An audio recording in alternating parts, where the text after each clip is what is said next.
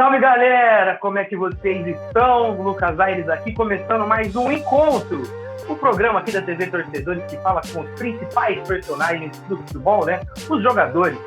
E dessa vez estamos numa versão diferente, uma versão react. A gente vai assistir e acompanhar com um desses principais personagens alguns dos seus lances, alguns dos seus momentos importantes da carreira.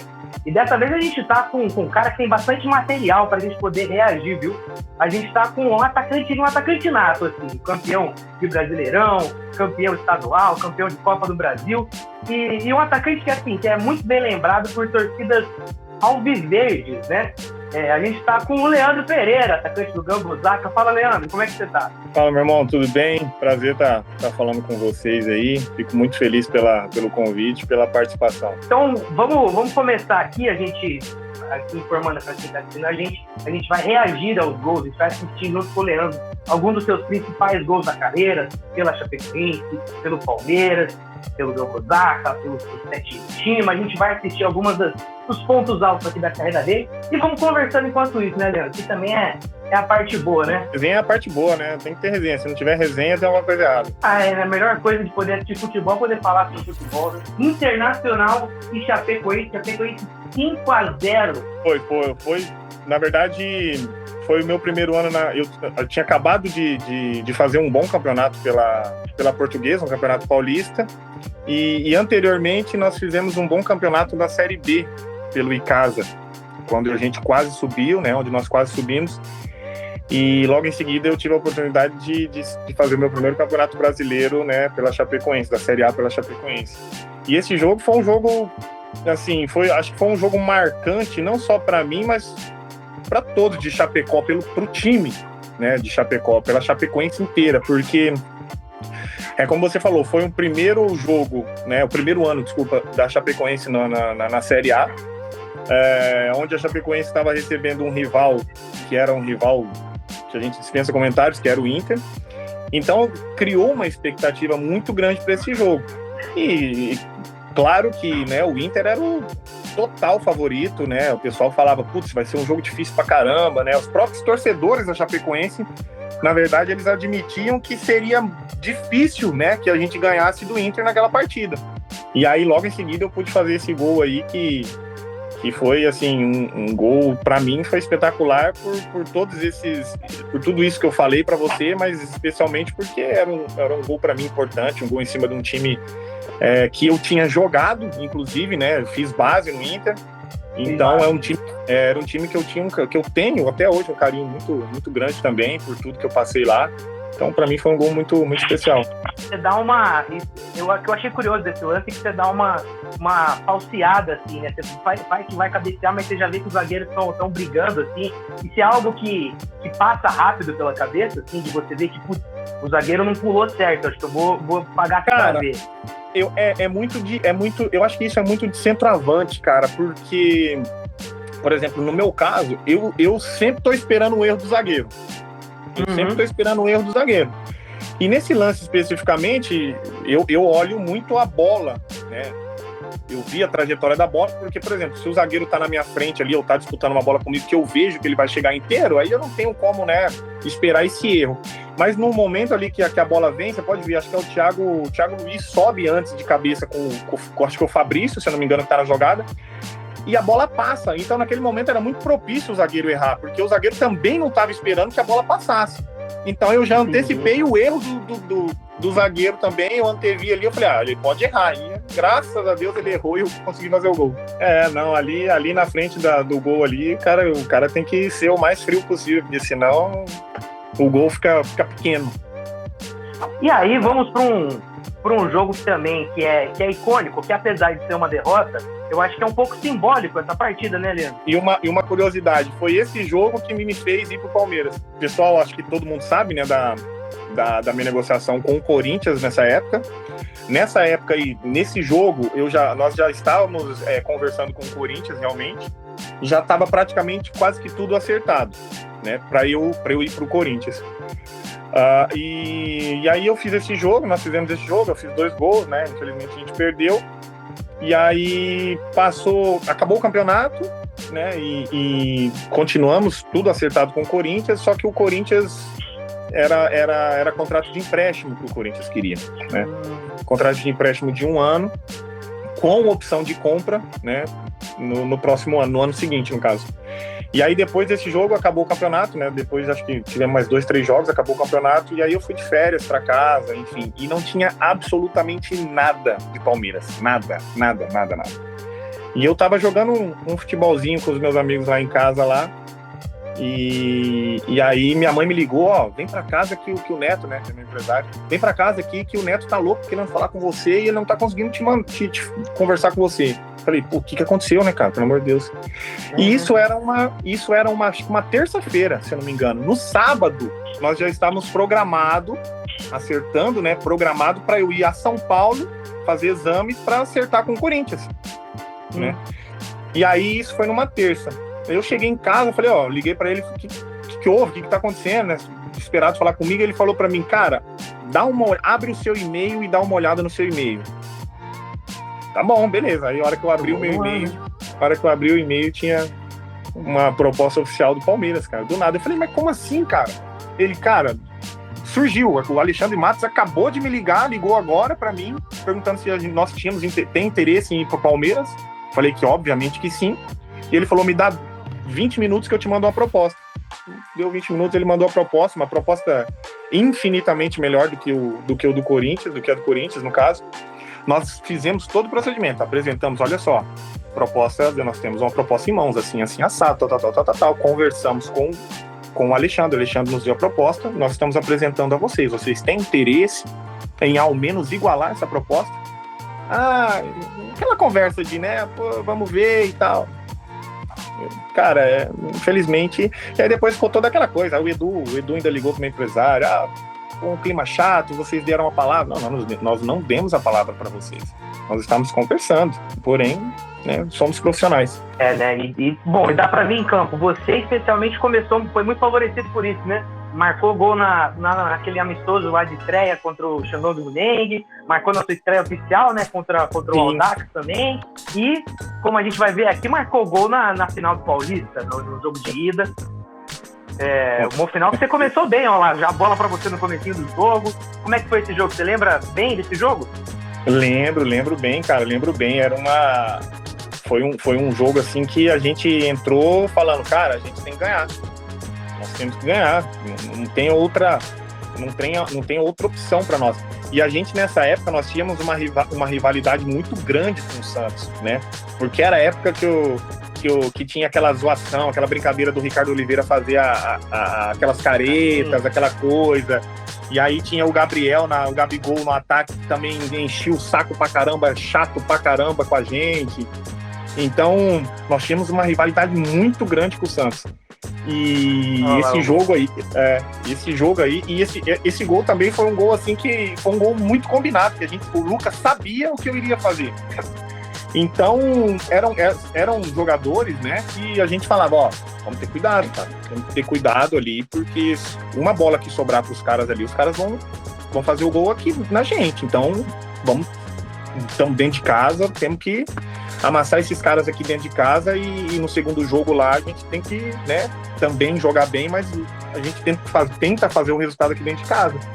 E foi um jogo, cara, onde a gente conseguiu fazer exatamente tudo isso. No fim, ainda eu sofro um pênalti, que o Dudu infelizmente errou, né, mas foi um jogo assim que, acho que pela o jogo em si, pela rivalidade que nós tínhamos contra o Santos e pelo time do Santos também, que era um time muito bom, eu acho que foi um jogo muito, muito bom para nós, assim. Foi um jogo onde a gente conseguiu fazer tudo aquilo que a gente gostaria e queria fazer dentro do jogo. Tem uma outra rivalidade também que deu o que falar nesse ano que você estava no Palmeiras, que foi contra o São Paulo, né? E o Palmeiras teve muito sucesso contra o São Paulo nesse ano, né? Cara, eu não sei exatamente se nós ganhamos todos os jogos contra eles, mas acho que nós ganhamos a maioria, viu? Esse jogo também foi um jogo muito especial pra mim, cara. Um jogo muito... O São Paulo tava bem, cara, no jogo. O São Paulo tava bem, a gente tava dando vamos dizer assim, uma recuada no jogo e tivemos algumas chances e tudo, São Paulo vindo pra cima, e aí eu consegui fazer o gol. E aí, ó, teve um pouquinho de sorte. Teve uma outra câmera que eu acabei vendo o lance depois, E eu acho que se ela não desvia, eu não sei se ela subiria ou se ela... Mas ela tava indo em direção ao gol no canto esquerdo aqui, né? E o Rogério tava indo nela. Então eu não sei se seria gol, se o Rogério pegaria, não sei. Mas, né, por via das dúvidas, ela deu uma desviadinha e acabou matando o Rogério. E bom, pra gente poder fechar essa primeira passagem sua pelo Palmeiras, tem um jogo que foi bastante complicado, Palmeiras e Sport. Você fez os 2 gols, o Sport estava liderando ou brigando pela liderança do campeonato com vocês naquela época, né? Isso, sim, tava bem, o Sport tava bem, tinha um baita time também, era um jogo difícil. Esse jogo nós sabíamos que ia ser um jogo difícil pra caramba, a gente falou, putz, cara, Recife, quente pra caramba, é um lugar, né, difícil de jogar, o Sport tá bem, então vamos com a atenção redobrada lá para que a gente, né, tente um resultado positivo. E esse jogo já mais pro final, assim, dessa passagem, a sua ida pro Bruges foi de repente, ou também, assim como contra quando você estava na Chapecoense, já tinham conversas anteriores? Não, foi... Cara, se eu te falar, foi praticamente da mesma forma que eu cheguei no Palmeiras. Porque eu tinha conversas muito adiantadas com o Hertha Berlim, da Alemanha. Tava com proposta deles, né? E meu empresário foi para São Paulo, né? O Neto foi para São Paulo, me ligou e falou: ó, tô com tal, os caras do Hertha estão ligando, estão querendo, e eu vou para São Paulo pra gente conversar, pra gente decidir, ver o que os caras querem que você vá na próxima semana. Eu falei, beleza. Ele veio para São Paulo e falou: ó, a proposta do Hertha é assim, assim, assado, eles querem que você vá semana que vem. Eu já comuniquei o Palmeiras, de certa forma, eu creio que vai aceitar, mas a proposta é essa. E aí a proposta era quase que a mesma coisa, era empréstimo com opção de compra pro Hertha Berlim. E aí eu falei, cara, era o meu sonho jogar na Europa, né? Eu falei, putz, aqui eu ainda tinha, eu tava no meu primeiro ano do Palmeiras, de contrato com o Palmeiras, eu tinha 5, eu tava no meu primeiro ano ainda. Acho que era 8 meses eu tava de contrato. E aí eu falei, cara, falei, quer saber de uma coisa, cara? Se o Palmeiras vai aceitar, e eu acho que eu vou aceitar o desafio, né? E aí o meu empresário falou, posso comunicar ao Alexandre que você gostaria de ir, gostaria de aceitar e tal? Eu falei, pode comunicar. E aí eles comunicou o Alexandre de início não queria muito que eu fosse, queria que eu ficasse, porque eu tava bem, acho que eu tava... O artilheiro era o Ricardo Oliveira do campeonato, se eu não me engano. Eu tava atrás do Ricardo Oliveira, acho que 1 ou 2 gols, se eu não me engano. Então tava bem, tava brigando por artilharia no time, tava bem, o time tava bem. E eu falei, cara, meu sonho, eu gostaria de ir, enfim. O Alexandre falou, tudo bem, cara, eu não posso te segurar, né? O Palmeiras não gostaria que você fosse, mas eu não posso te segurar, se é a tua vontade. E aí, só que eu tava meio que encasquetado com essa questão de opção de compra, empréstimo, opção de compra. Eu falei, putz, eu tô saindo pra um lugar que eu não fui, nunca joguei, é um time, né, que eu não conheço. Posso fazer 1 trilhão de gols, como eu também posso não ir bem e não fazer gols. E aí, como que eu faço? Tem a segurança do Palmeiras, mas é uma coisa que... Entendeu? E aí eu meio que compartilhei isso com o meu empresário e ele falou, cara, é uma escolha sua. E aí, enfim, eu falei, não, beleza, vamos pro choque.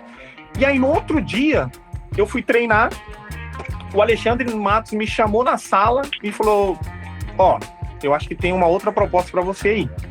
Chegou uma outra proposta pra você de um time da Bélgica. Falei, tá bom, eu vou comunicar. Ele falou, ó, vou comunicar ao seu empresário e vocês analisam e decidem. E aí, ele enviou a proposta pro meu empresário e tudo, era a proposta do Bruges, né, da Bélgica, de 5 anos, de compra de 5 anos de contrato e pro Palmeiras, eu acho que, se não me engano, acho que era 4,5 milhões de euros. 5 milhões, 4,5 milhões de euros. E aí eu falei, putz, cara, agora me complicou, porque, né, eu confesso que eu não conhecia o Bruges, né, da Bélgica. O Hertha Berlim eu conhecia, porque é um time, né, mas o Bruges eu não conhecia. E aí eu fui, né, dar uma pesquisada, saber como era, enfim. E aí o Alexandre falou assim, cara, são condições boas para você e para o clube, para o Palmeiras, porque é uma compra para o Palmeiras. Então, assim, o clube vê como uma melhor opção, óbvio, que o Bruges, por conta de valores, porque é uma compra. Mas é você quem decide. E aí eu conversei com o empresário e tudo, e falei, cara, não tenho como ir pro Hertha, mesmo sendo um time maior, com desliga e tudo, dessa forma. E eu acabei indo pro Bruges, acabei aceitando e concretizou a venda. Mas você não conseguiu ter muito sucesso lá no Bruges. O que você acha que aconteceu para não dar as coisas como você esperava? Cara, eu acho que foi. Eu tenho certeza absoluta que foi muito por culpa minha mesmo. Por conta de. Eu já falei isso em outras vezes, até fiz uma live com o pessoal e o pessoal me perguntou a mesma coisa. Eu acho que muito por conta de. Eu tava muito novo na época. Nunca tinha saído para a Europa, para jogar na Europa. Era um país e um clube totalmente desconhecido para mim. Eu acho que a minha questão de vaidade, de ego, pesou nisso. Caraca, velho, você fala, putz, eu saí de um lugar que eu tava bem pra caramba, tava, fazendo gols, era isso, eu vim aqui pra passar essas coisas. E eu não conseguia aceitar, e isso me atrapalhou demais, cara. Eu deixei, eu acho que um pouco de ego e vaidade tomar conta do que eu poderia mudar lá. Porque depois de um tempo, eu comecei a entender e comecei a enxergar tudo isso de uma outra forma. Depois que eu já tinha saído de lá, né, claro. Putz, cara, se eu tivesse pensando da mesma forma que eu pensei hoje no meu primeiro ano de Bélgica, eu teria feito tudo diferente. E aí também eu tive outras propostas lá para sair. Tive proposta do Sporting de Portugal, e tive proposta do Sporting Gijón da Espanha. O clube não me deixou sair. Eu nessas condições, mesmo assim, o clube não me deixou sair, porque são culturas diferentes. Então o clube acredita no seu potencial a longo prazo. Os caras têm essa paciência de, tá se adaptando. E eu não conseguia entender que o clube estava, na verdade, me entendendo e me ajudando com isso. É aquela coisa que a gente estava falando, que você mesmo falou, coisas do futebol, né? Que aí nessa também você teve a oportunidade de voltar pro Palmeiras e participar de uma campanha de título brasileiro, né? De ser campeão brasileiro. Exatamente. E eu lembro, cara, que eu vim de férias, acabou a temporada lá na Bélgica, eu vim de férias. E aí eu fui no Allianz Parque assistir um jogo. E aí eu assisti no meio da arquibancada, lá no meio da torcida e tudo. E o pessoal tudo falando, pô, volta. E aí aquilo me deu uma acendida de novo ali. Eu falei, caramba, olha aí, olha a diferença, né? E aí eu fui no vestiário, falei com todo mundo, falei com o Alexandre, brinquei com o Alexandre, falei, se quiser eu tô de volta, hein? Aí ele brincou e falou, pô, traz as malas. Jogar o verde assim, né? E aí só que eu tinha esperança, se eu falar pra você que eu não tinha, eu tô mentindo, mas eu tinha esperança, mas não era aquela coisa que eu falava, putz, eu tenho mais 4 anos de contrato lá, vai ser difícil e tal. E aí nós tentamos, né? Eu tentando sair, eu falava, não quero voltar pra Bélgica, eu falava pro meu empresário, não quero voltar pra Bélgica, não quero, não dá. Enfim. E aí, faltando 2 dias pra eu voltar pra Bélgica, né? Pra iniciar a pré-temporada lá, o Alexandre ligou pro Neto, meu empresário. Como é que tá o Leandro e tal? Tá tudo bem, tudo. Quer voltar? O Neto falou, putz, é o que ele mais quer, é sério? E aí, você participou de alguns momentos decisivos dessa campanha, como esse jogo contra o Coritiba, que eu imagino que seja um dos que o torcedor do Palmeiras mais lembra, né? Esse gol aqui, jogadaça do Dudu. Esse jogo aí, realmente, o pessoal, a torcida do Palmeiras, direto no meu Instagram me mandam esse jogo, esse gol. O pessoal fala, caraca, esse gol aí foi um gol muito importante pra nós e tal, obrigado, enfim. Foi realmente um gol... Assim, não foi um gol bonito, plasticamente bonito, mas foi um gol importantíssimo, cara. Cara, realmente um fim de campeonato muito difícil, porque o Flamengo tava juntinho conosco ali, com a gente.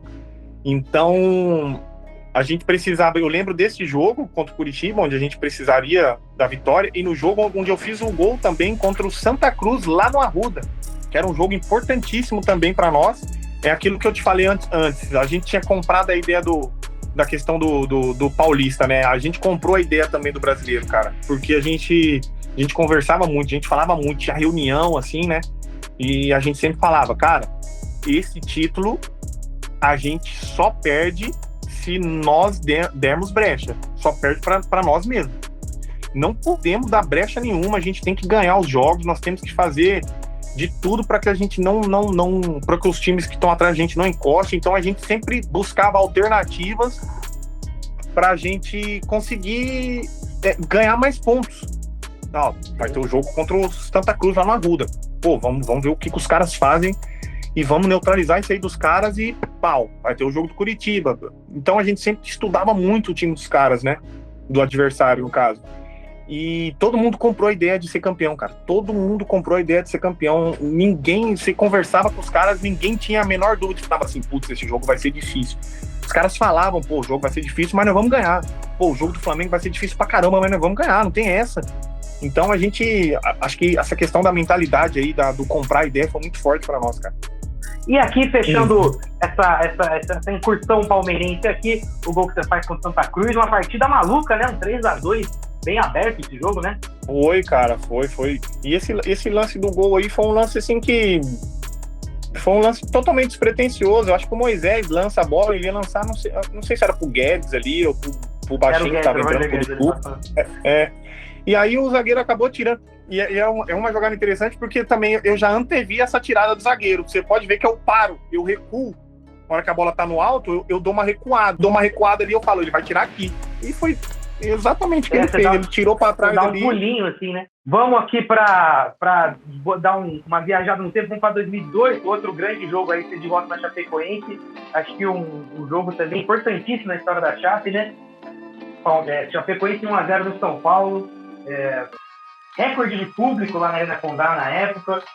Última rodada, Chapecoense precisando da vitória para poder permanecer na Série A. Como que entra esse jogo no jogo? Como que se faz? Cara, é aquilo que eu te falei. Eu entrei como qualquer outro jogo. Para mim era como qualquer outro jogo. Eu não consigo.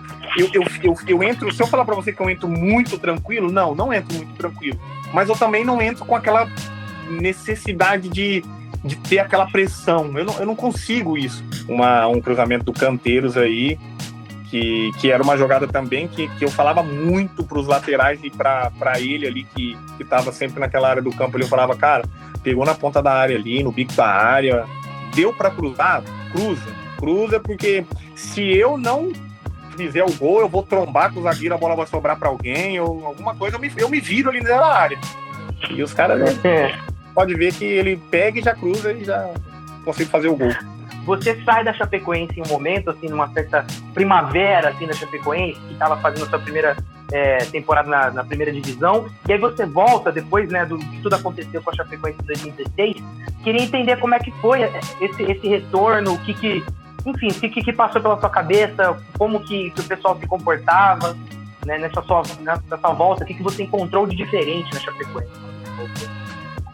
Cara, em relação a clube, assim, mudou muita coisa, né?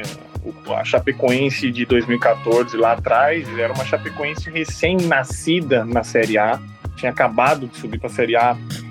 Então, por exemplo, não tinha um campo fixo, não tinha um centro de treinamento para nós treinarmos, né? A gente tinha que treinar em campos alternativos. Não tinha, por exemplo, uma academia para que a gente trabalhasse. A gente tinha que fazer academia numa academia comum da cidade, por exemplo, né? Então mudou, sem contar de tudo que aconteceu na questão da tragédia, né? Então, quando eu voltei, em relação a clube, mudou muito. Porque já tinha um CT, né? Já tinha algo bem montado em relação a um centro de treinamento, já tinha uma academia dentro do centro de treinamento e tinha uma academia no estádio para que você chegasse e fizesse os seus trabalhos específicos antes do jogo, por exemplo.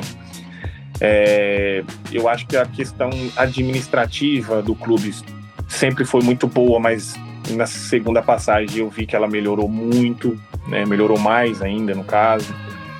Então, foi uma Chapecoense totalmente repaginada, uma Chapecoense totalmente nova nesse sentido. Então, em relação ao clube, né, em si, para mim foi um baque, assim, foi uma coisa meio que estranha, porque você voltar para um clube, né, onde tudo aquilo aconteceu e eu joguei com muitas pessoas que acabaram falecendo na tragédia. Então foi uma coisa assim meio que E aí, não sei se você já teve a oportunidade de ver ou de ir no estádio, tem, né, a foto de todos os jogadores que infelizmente morreram, todas as pessoas que infelizmente morreram, corredores do estádio, enfim, de homenagens. E aí você vê aquilo, você fala assim, você olha, você fala, caraca, há 4, 5 anos atrás, 3, 4 anos atrás, aí eu tava jogando com os caras. Agora os caras são somente fotos aqui. E aí você vai passando meio que um filme ali, né? Você fala, putz, caramba, uma história meio... Uma coisa muito louca, assim, sabe? Então, fica esse clima, assim, meio triste em relação a isso. Mas falando no geral, a Chapecoense hoje é um clube muito melhor do que foi lá em 2014. Infelizmente, a Chapecoense conseguiu crescer mesmo com esse grande obstáculo aí na sua história, né? Então, aí, bom, vamos mais uma vez dar uma caminhadinha um pouquinho pro futuro. Depois você passou pela Chapecoense, fez uma passagem boa pelo esporte, até ganhou o título pernambucano. E aí você vai parar no futebol japonês, né? Você vai primeiro pro Matsumoto Yamaga. Exato, e aí depois você vai pro Sanfrecce Hiroshima. Uma coisa que eu fico muito curioso é saber como é que foi essa adaptação ao futebol japonês, as diferenças assim, que tem de jogo, de cultura da torcida. Queria escutar um pouquinho de você sobre isso. Cara, foi uma coisa assim, uma proposta também muito repentina, muito de repente, né, a vinda para cá. Eu vim para o Matsumoto, um time que tinha acabado de subir para a primeira divisão do futebol japonês também, e eu não imaginava, né, que eu poderia, antes de eu vir para o Matsumoto, eu tinha algumas conversas com o futebol coreano, né, inclusive o pessoal da Coreia foi lá em Chapecó, né, conversei com os empresários e tudo, e meio que tinha uma especulação, uma possibilidade de... Só que logo veio a proposta do Matsumoto, no caso, né? E eu falei, cara, uma oportunidade muito boa, eu creio que é uma oportunidade muito boa, porque, querendo ou não, no meu subconsciente, eu ainda tava com aquela decepção da Bélgica, né? Então eu falei assim, não, cara, eu vou e agora eu vou fazer as coisas certas, né? Então isso me motivou muito também, essa questão toda.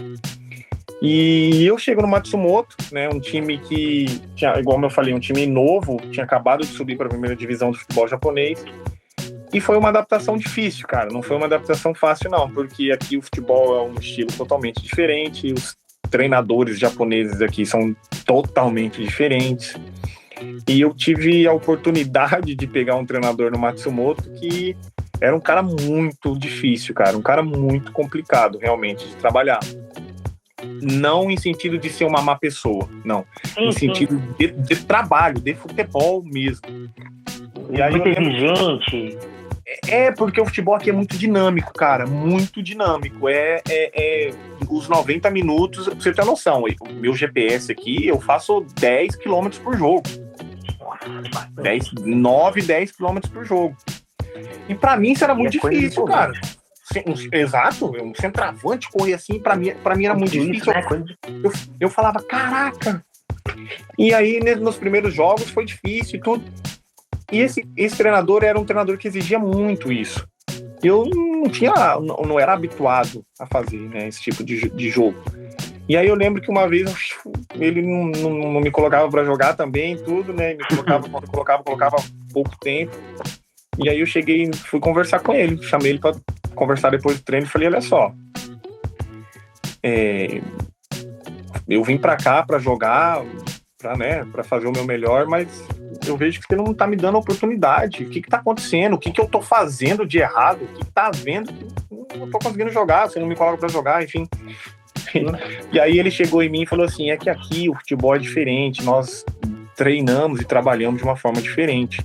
Primeiro você tem que marcar, fechar os volantes, o gol você faz depois. Aí eu olhei pra ele e falei, como assim? Nossa, né? O gol eu faço depois, né?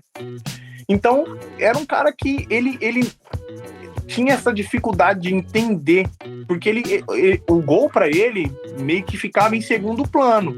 O que importava pra ele era a função tática que eu cumpria. Para ele, a função tática que eu iria cumprir ele achava que seria o suficiente e que a qualquer momento, depois que eu fizesse aquilo, eu poderia fazer um gol. E era muito difícil, cara, porque o nosso time era um time novo, um time que não tinha muita qualidade, era um time, né, complicado.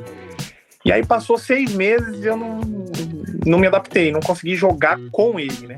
E aí o diretor que me trouxe para o Matsumoto acabou saindo e foi para o Sanfrecce, né? Logo com 1 mês de que eu cheguei, ele saiu. Ele me trouxe e com 1 mês que eu cheguei, ele saiu. E aí a janela que abriria no meio do ano, né? E aí passou 6 meses que eu tava aqui, ele me levou pro Sanfrecce. Me convidou para ir pro Sanfrecce. Ele falou, olha só, que os caras aqui, o Japão é um país assim, os caras têm muito respeito e eles prezam muito pela palavra. Então ele me trouxe e ele viu que eu não consegui jogar, que eu não consegui me adaptar, ele se sentiu culpado e se sentiu na obrigação de me dar outra chance, outra oportunidade, vamos dizer assim, né? Então, quer vir para o Sanfrecce aqui comigo?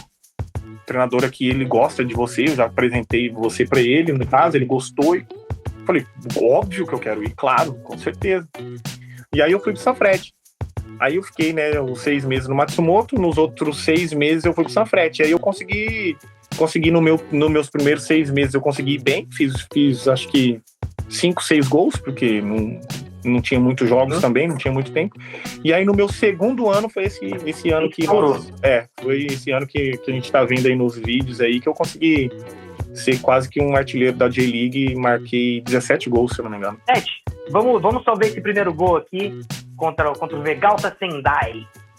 Isso. Golzinho aqui, bola, rebotezinho. Esse já é fácil de lembrar que foi recentemente, né? Mas ó, de novo, perna esquerda, hein? Perna esquerda, perna esquerda. Com a canhota, hein? Ah, canhotinha funciona, não é só pra subir no ônibus, não. Você treina bastante a finalização com a perna esquerda?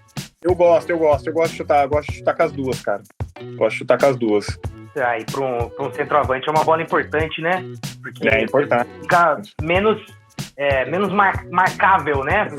Só vou fechar a perna direita do cara. Não, você girou pro outro lado. A gente mostrar o nosso último vídeo, que não tem um gol seu, mas acho que é uma história muito boa que você deve ter para contar, que foi uma experiência que você teve no início dessa temporada. Eu não sei se era no início da temporada no Japão, mas era no início da temporada europeia, que foi o amistoso entre Paris Saint-Germain e Gamba Osaka. E acho que você teve uma experiência que muita gente acho que pagaria para ter, que é poder atuar contra o PSG de Messi, Neymar e Mbappé. Cara, eu queria escutar tudo que você tem para contar desse jogo, porque deve ser uma loucura enfrentar esses caras. Ah, cara, realmente. Aqui era meio de temporada, foi em julho, né? Então era meio de temporada. Cara, foi uma experiência muito bacana, uma experiência muito legal, né? Você poder jogar contra, né? Todos esses fenômenos aí do futebol, né? E assim, o que eu tenho para falar, cara, é que para mim eu tratei realmente como mais um jogo, no caso, né? Um jogo de certa forma importante, mas o bacana mesmo foi que você poder aprender um pouco a mais com os caras, né? Aprender um pouco em relação à movimentação dentro de campo, a posicionamento, enfim, a tudo, cara. E sem contar como é bom você poder jogar um futebol assim, realmente com um time de muita qualidade. Você vê que é uma forma totalmente diferente de jogar, né? Então foi uma experiência muito legal, cara. Muito bacana mesmo. Falando nisso, você tá com o seu contrato se encerrando, né? No Gamba Osaka. Você já conversou com o pessoal sobre uma possível renovação? Como que você pensa para o seu futuro? O que você pode contar pra gente sobre isso? Cara, eu tô aberto. Tô aberto a novas possibilidades, aberto a um novo clube, um novo futuro, né? Eu não tenho nada conversado com o Gamba aqui, até porque aqui eles têm uma política diferente de questão de procura de renovação, algo do tipo. Eles sempre esperam acabar o campeonato ou algo do tipo para buscar uma conversa para renovação, né? Eles não são assim, tá acabando seu contrato 6 meses. Isso, eles não se antecipam. Então, como eu falei, meu contrato acaba agora em dezembro, né? Não me procuraram ainda, não conversaram nada comigo ainda, até porque existe essa forma deles trabalharem aqui. Mas eu tô aberto, cara. Tô aberto a possibilidades, tô aberto a um novo futuro aí, enfim. É isso. E algum outro time já te procurou? Chegou a fazer alguma sondagem, alguma coisa do tipo? Cara, ou ainda não tem nenhuma conversa? Sempre tem. Do Japão, do Brasil. Do Brasil tem muito, do Brasil tem bastante, sempre tem. De outros países também. Mas, assim, concreto ainda nada, sabe? Até porque aqui do Japão é como eu falei, eles não fazem nada antes de acabar o campeonato, e de outros países também tem que esperar a janela abrir, enfim. Mas sempre tem muita procura, o pessoal sempre especulando, acaba o contrato, tem tal lugar, assim, assado, então... Mas eu acredito que daqui a pouco vai pintar alguma coisa bacana aí, enfim. Vai. E agora um Leandro que não só faz o facão no zagueiro, mas muito bem, mas também busca a bola, faz gol de esquerda pra caramba. Tá oferecendo um novo jogador aí para possibilidades novas, né? Exatamente, pô. E legal que você tá aberto também para novas possibilidades. Vou ficar aqui acompanhando para ver os seus próximos passos. Ainda mais agora que eu tô já bastante acostumado de ver os seus gols aqui, né, Leandro? Mas desejo toda a sorte aí nesses próximos passos da carreira, seja para onde que ela vai te levar. Leandro, queria te agradecer muito pelo tempo que você dispôs aqui pra gente. Me diverti bastante assistindo os gols com você, cara. Você deu tanto bastidor legal da partida, das coisas de você conversar com os jogadores, pedir o lance, pedir a bola ali, falar como é que foi. Isso aí, eu não sou jogador, nunca vou ser, mas isso me enriqueceu muito, você não tem noção, cara. Que legal, cara. Bacana ouvir, né? Bacana ouvir esses elogios de você, e espero que a gente possa conversar numa próxima oportunidade aí, que com certeza vai ser melhor ainda. Obrigado pela oportunidade e obrigado por tudo.